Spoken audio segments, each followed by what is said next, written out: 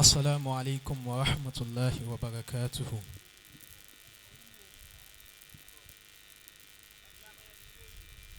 أعوذ بالله من الشيطان الرجيم.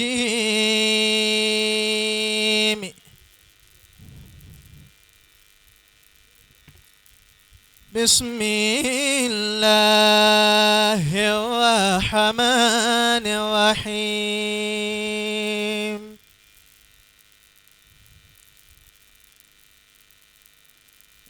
إن الله وملائكته يصلون على النبي يا أيها الذين آمنوا صلوا عليه وسلموا تسليما. بسم الله الرحمن الرحيم. لا يستوي أصحاب النار وأصحاب الجنة.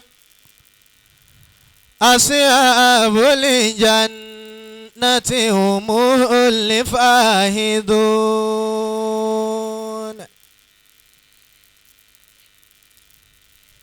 لو أنزلنا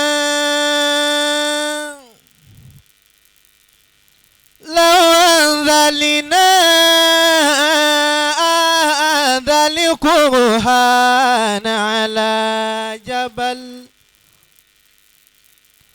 لرأيته خاشعا متصدعا من خشية الله.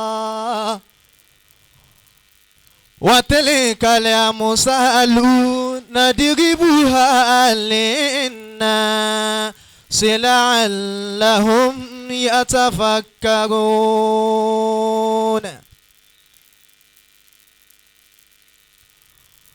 هو الله الذي لا إله إلا هو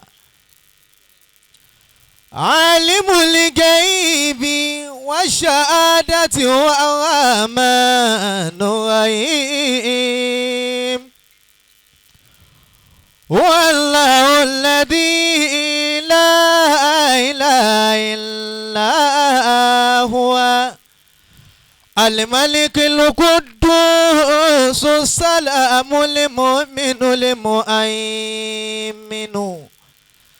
المهيمن العزيز الجبار المتكبر. سبحان الله عما يشركون.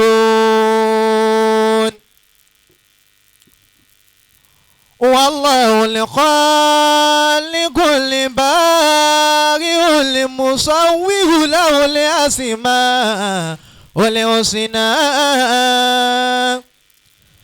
يسبح له ما في السماوات والأرض وهو العزيز الحكيم. وإن يريدوا أن يخدعوك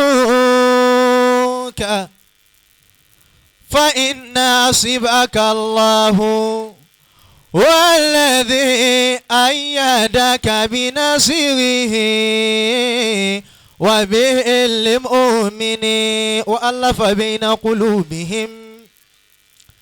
لو أنفقت ما في الأرض جميعا